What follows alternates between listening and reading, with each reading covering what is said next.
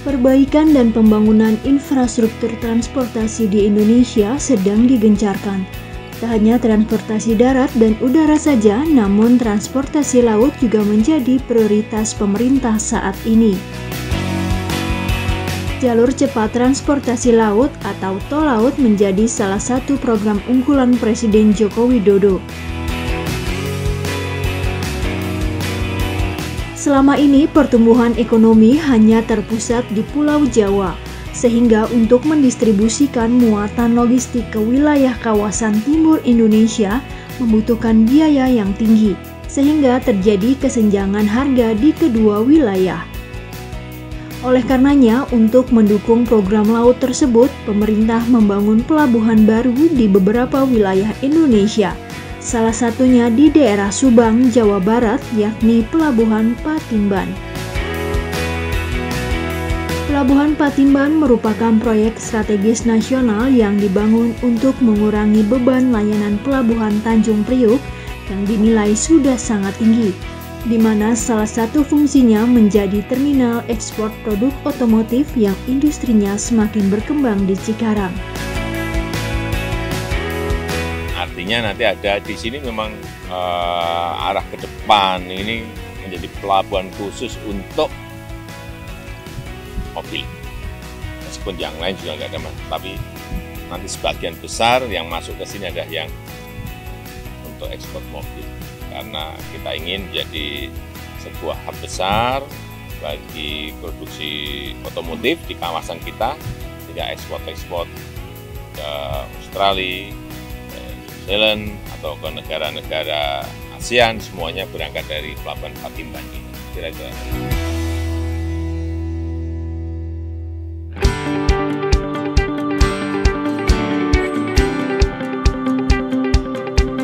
Pelabuhan Patimban akan menjadi pelabuhan kontainer terbesar kedua di Indonesia setelah Pelabuhan Tanjung Priuk. Total luas area pelabuhan secara keseluruhan mencapai 654 hektar. Dari jumlah tersebut, 300 hektar diantaranya akan diperuntukkan bagi peti kemas dan terminal kendaraan.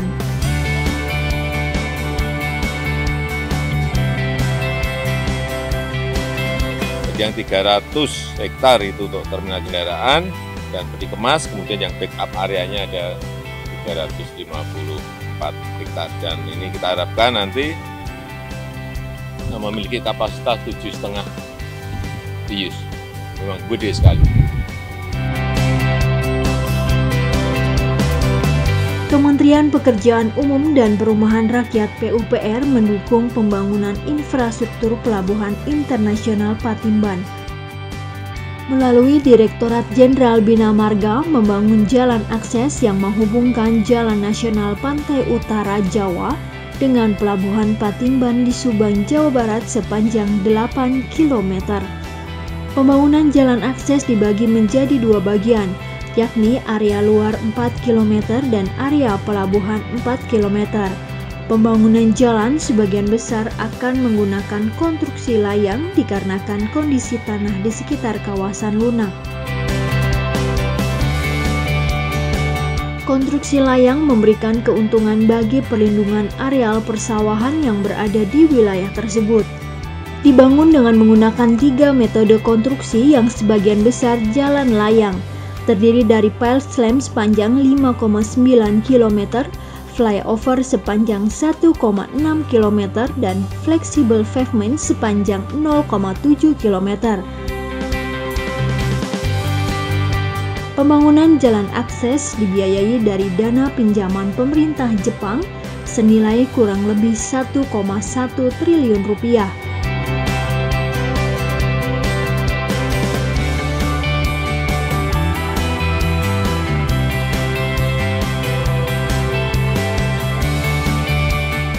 Kita lihat di atas ini progresnya sudah bagus sekali, nggak ada masalah. Tinggal ada fasilitas lagi yang namanya jalan tol sepanjang kurang lebih 37 km dari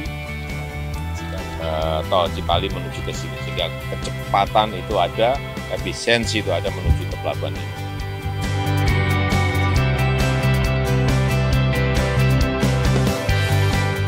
Pembangunan jalan akses ini dirasa penting karena banyak perusahaan Jepang yang tertarik untuk memanfaatkan pelabuhan Patimban sebagai kegiatan ekspor-impor produk. Jalan akses ini juga merupakan bagian dari kerjasama antar Indonesia-Jepang dengan skema pinjaman yang melibatkan kontraktor dari negara pemberi pinjaman.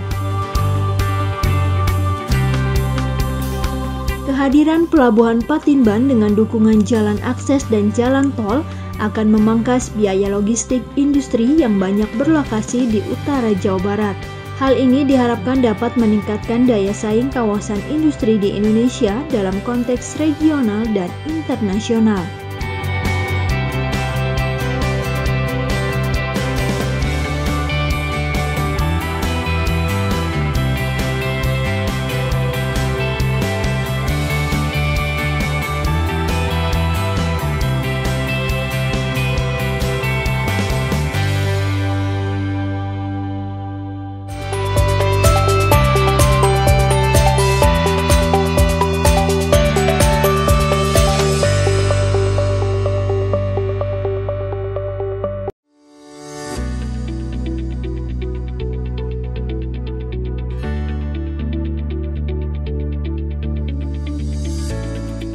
Pusair adalah salah satu dari 4 institusi penelitian dan pengembangan di bawah Kementerian Pekerjaan Umum dan Perumahan Rakyat.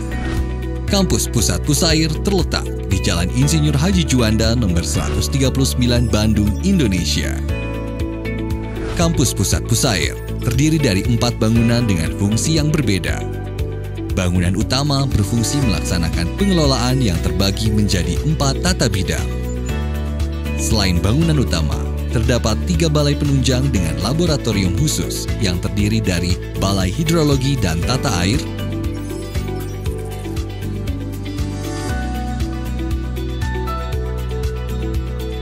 Balai Hidraulik dan Geoteknik,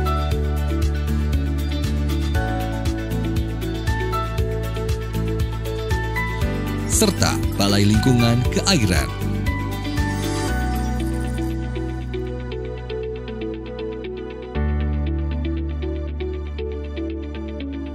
Selain di Bandung, Pusair juga memiliki 5 balai yang tersebar di seluruh Indonesia.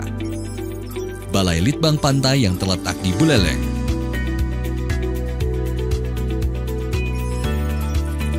Balai Litbang Rawa yang terletak di Banjarmasin, Balai Litbang Sungai yang terletak di Surakarta, Balai Litbang Sabo yang terletak di Yogyakarta, dan Balai Litbang Irigasi yang terletak di Bekasi. Tugas utama Pusair adalah melaksanakan penelitian dan pengembangan di bidang sumber daya air. Fungsi Pusair adalah melaksanakan implementasi teknologi, uji laboratorium dan lapangan, evaluasi, standar dan pedoman, kerjasama dan pengelolaan dan edukasi. Pusair menghasilkan produk unggulan dalam bidang sumber daya air yang digunakan oleh pemerintah, perusahaan dan masyarakat untuk meningkatkan kualitas hidup. Produk unggulan Pusair 2017 adalah cleaning saluran irigasi yang memberikan efisiensi terhadap saluran irigasi, Saboda Mikromodular yang mengurangi angkutan sedimen dari darat ke sungai, blok beton terkunci yang berfungsi sebagai pelindung struktur terhadap gerusan air. Pusair selalu berdedikasi sebagai pionir pembangunan sumber daya air untuk kesejahteraan bangsa Indonesia yang bersinergi dengan agenda prioritas Nawacita.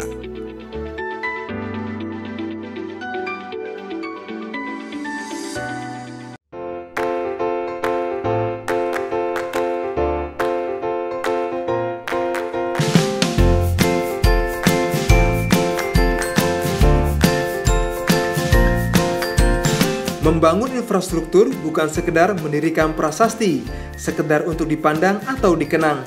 Membangun infrastruktur haruslah membawa sebanyak-banyaknya manfaat. Berdasarkan rencana strategis atau Restra Kabinet Indonesia Kerja Jilid 2, Kementerian PUPR mengebut pengerjaan proyek infrastruktur berdaya guna. Termasuk di dalamnya pembangunan ruas jalan tol Balikpapan-Samarinda atau Balsam,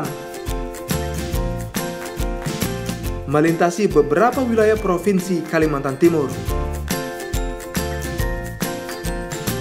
Selain jalan dan bangunan nan megah, Kementerian PUPR juga membuat infrastruktur pendukung kesehatan masyarakat.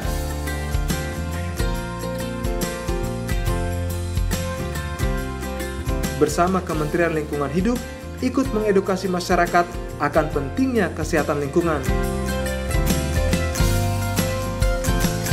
Saksikan Warga Bicara episode manfaat infrastruktur untuk semua, hanya di PUPR TV.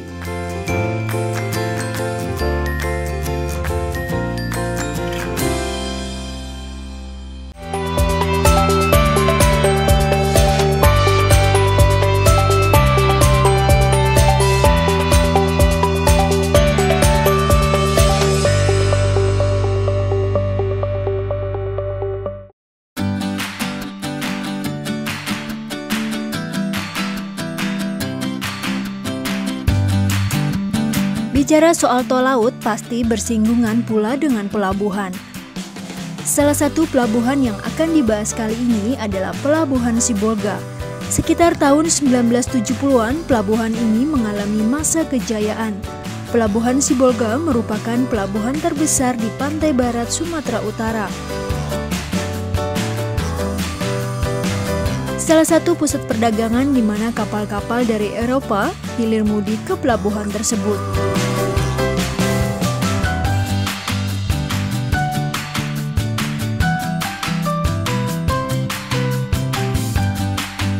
Pelabuhan Sibolga ini, kalau kita ingat yang namanya waktu kita SD, ini sangat terkenal sekali, Pelabuhan Sibolga.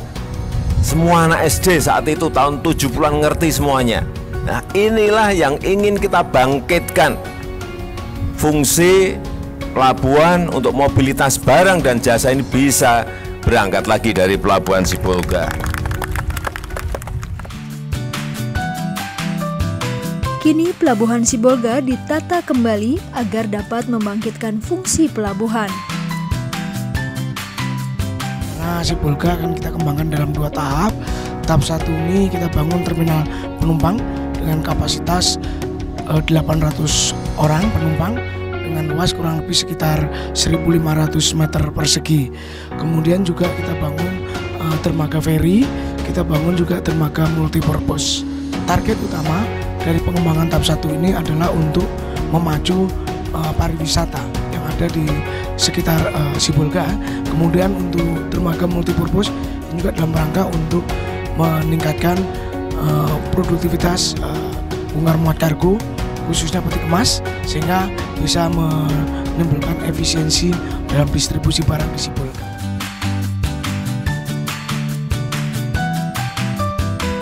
Desain Pelabuhan Sibolga tergolong unik karena dapat mengakomodasi kegiatan bongkar muat dan penumpang secara berdekatan. Pantas saja jika pelabuhan ini dinobatkan sebagai pemenang pelabuhan desain terbaik di Asia Pasifik.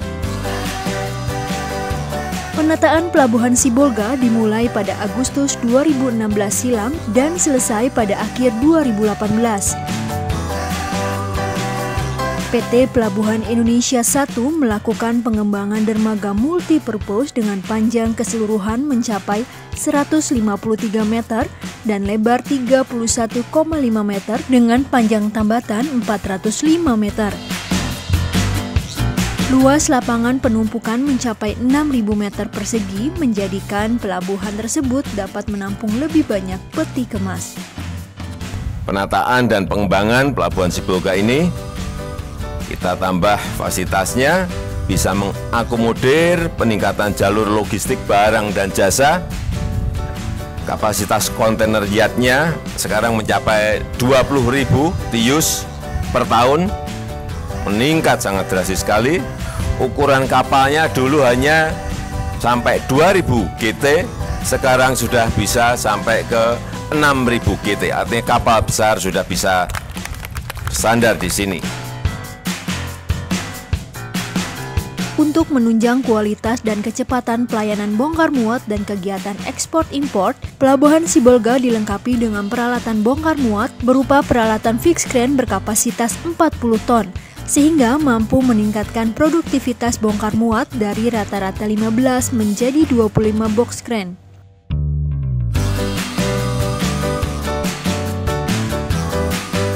Selain itu, dilakukan penataan penguatan dermaga existing serta perluasan dermaga feri seluas 400 meter persegi.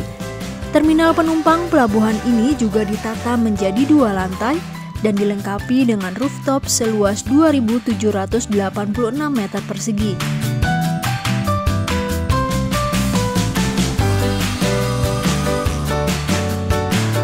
Mengusung konsep modern dengan sentuhan etnik, diharapkan mampu menjadi ikon baru kota Sibolga serta dapat menjadi pintu gerbang dalam mendukung peningkatan potensi sektor kepariwisataan.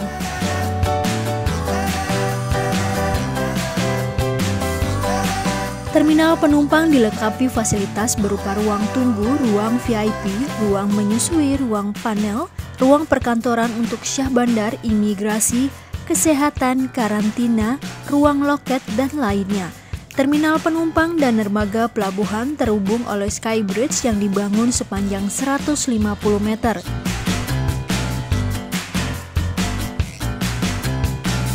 Kini, fungsi Pelabuhan Sibolga telah kembali lagi, tampak lebih indah dan nyaman. Kedepannya, Pelabuhan Sibolga tidak hanya melayani penumpang serta distribusi logistik saja, namun akan dibangun pelabuhan curah cair guna memudahkan distribusi komoditas yang ada di Sibolga, salah satunya minyak sawit.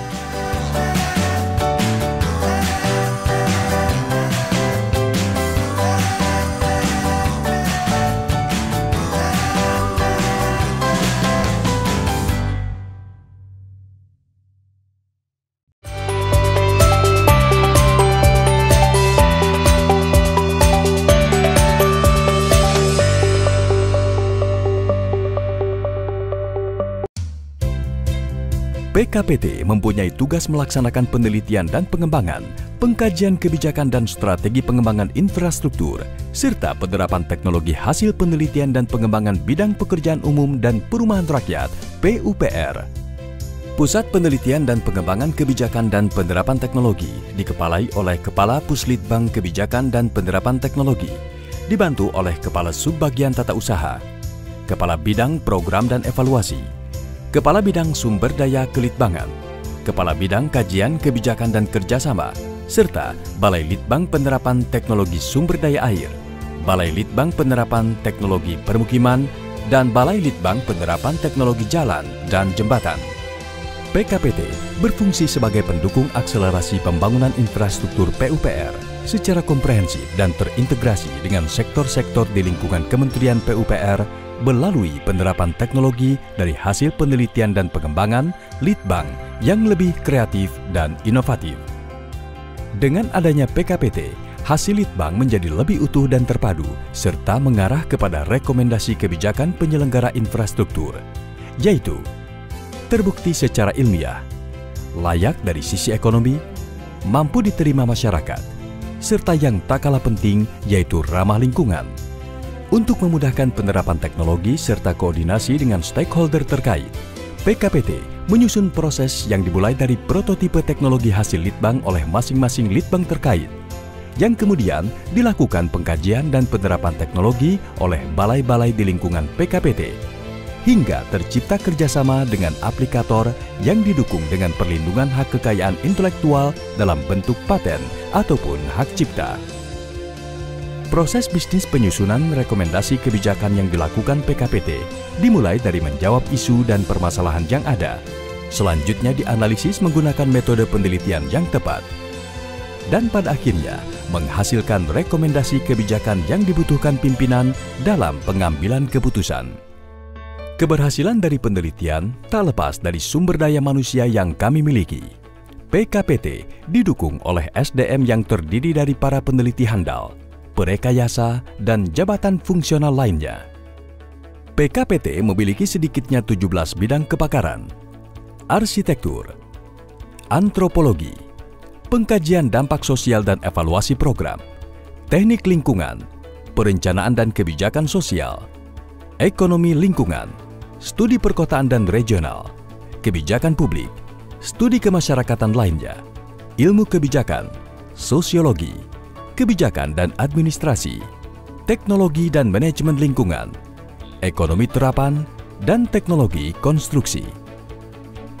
Di tingkat manajemen, PKPT didukung oleh para pejabat struktural yang kompeten dan profesional di bidangnya. PKPT menyediakan data dan informasi kebijakan infrastruktur PUPR.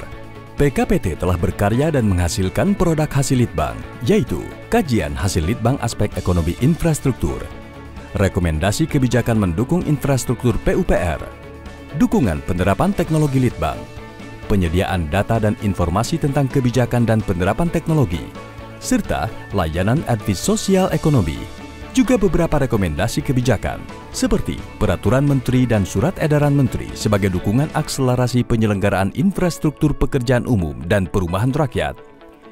PKPT juga menghasilkan produk Litbang terapan, yaitu Strategi Akselerasi Pengadaan Tanah untuk Pembangunan Infrastruktur PUPR, Kajian Pengendalian Pembangunan di Kawasan Ekonomi Khusus berbasis daya dukung dan daya tampung, Kajian Perhitungan Opportunity Cost untuk peningkatan efektivitas perencanaan OP infrastruktur PUPR, Litbang Potensi Penerapan Teknologi Perumahan dan Permukiman, SPAM, dan Sanitasi mendukung penanganan kawasan kumuh. Guna mendukung stakeholder internal dan eksternal, PKPT membangun pusat data dan informasi, antara lain Laboratorium Kebijakan Infrastruktur PUPR, Instrumen Pemetaan Data Socycling Sistem Inovasi Teknologi hasil Litbang, Teknologi Online Electronic Office System, Perpustakaan Online, Repositori hasil Litbang, Jurnal Online, serta beberapa aplikasi untuk mendukung aspek non-teknis dalam pembangunan infrastruktur PUPR. Penyelenggaraan infrastruktur pekerjaan umum dan perumahan rakyat dimulai dari tahap gagasan, perencanaan, pelaksanaan, hingga monitoring dan evaluasi beberapa karya tersebut, seperti Advis Inovasi Tata Kelola Teknologi Updating mendukung penyediaan air minum, Advis Pemetaan Sosial Ekonomi dan Lingkungan, Advis Pembangunan Jalan, Advis Pembangunan Jembatan. Untuk informasi lebih lanjut, kami bisa dihubungi di http://litbang.pu.go.id/pkpt, email pkpt@pu.go.id, telepon 021 727 84641, atau kunjungi media sosial kami Puslitbang Kebijakan dan Penerapan Teknologi, Facebook @puslitbangkpt, Twitter @puslitbangkpt, Instagram @puslitbangkpt, YouTube PKPT Kementerian PUPR. Inovatif, kreatif, dan berkelanjutan.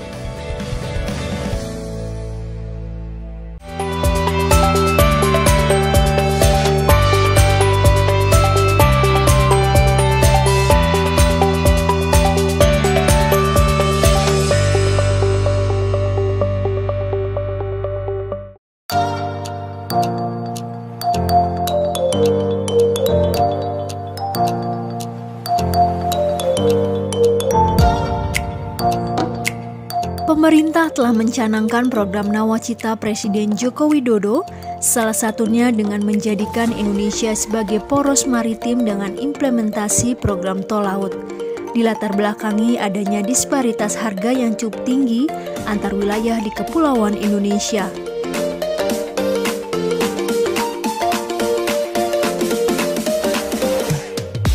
Wilayah Indonesia Timur memiliki sumber daya alam yang sangat besar untuk dikembangkan, di antaranya Provinsi Nusa Tenggara Timur (NTT) dan Nusa Tenggara Barat (NTB) yang merupakan daerah sentra produksi ternak sapi.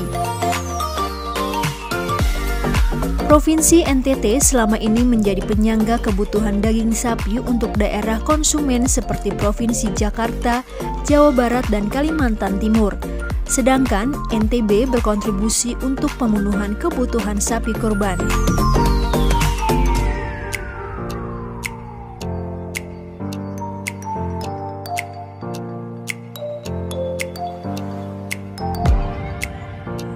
Sentra konsumen tidak produktif dalam mengembangkan ternak sapi karena faktor tata ruang dan argo ekosistem yang tidak mendukung. Namun, kebutuhan daging sapi sangatlah tinggi. Hal itulah yang menyebabkan pengangkutan dan pengiriman sapi di beberapa wilayah, khususnya antar pulau di Indonesia terjadi. Selama ini, pengangkutan dan pengiriman sapi dilakukan melalui jalur darat dan laut.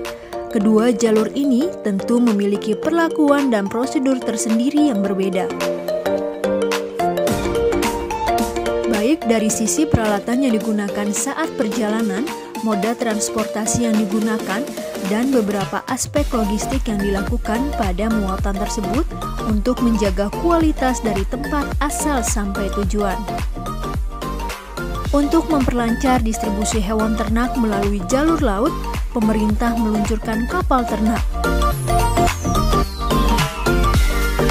Pelayaran Nasional Indonesia (PELNI) telah mendapatkan penugasan untuk mengoperasikan armada kapal ternak, salah satunya Camara Nusantara 3.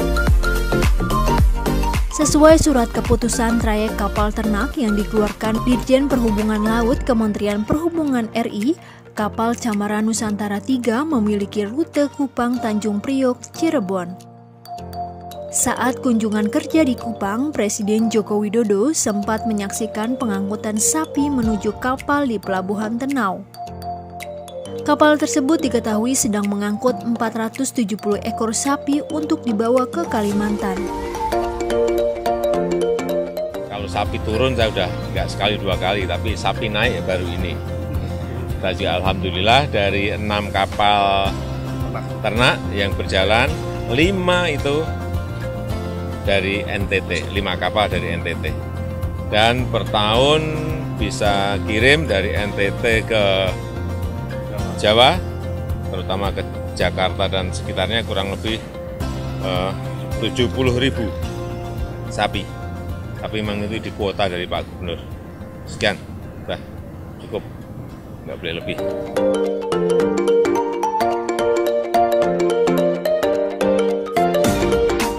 Kapal ternak ini tentunya harus memperhatikan prinsip kesejahteraan hewan karena kapal didesain dengan memenuhi standar internasional agar terciptanya kondisi yang nyaman bagi ternak yang mengalami pengangkutan dengan cara memperhatikan aspek logistik dan prosedur yang sesuai, berupa pangan dan air minum ternak selama pelayaran. Pelayanan penanganan ternak oleh petugas dokter dan mantri hewan serta kelder. Adanya kapal ternak ini, penyusutan bobot dan kematian ternak akibat penanganan sapi yang tidak layak di atas kapal dapat diminimalkan. Selain itu, dapat berimplikasi pada optimalnya konektivitas daerah sentra produksi dan konsumen. Tentu akan efektif dalam melayani pengangkutan ternak dan berlayar secara rutin serta terjadwal, sehingga dapat memberikan kepastian waktu bagi pengguna jasa untuk mempersiapkan dan mengirimkan hewan ternaknya. Dilihat dari sisi efektivitas akan mengurangi waktu tempuh dan biaya. Pengadaan kapal ternak ini dilakukan oleh pemerintah termasuk pemberian subsidi biaya pengangkutan. Kapal ternak juga membantu pendataan sapi, yakni dengan memberikan prioritas pemanfaatan kapal ternak bagi pengguna kapal yang memberikan laporan rutin pemuktahiran data. Keberadaan kapal ternak tak hanya mampu menjaga kualitas hewan ternak, namun juga dapat menekan harga jual di pasaran.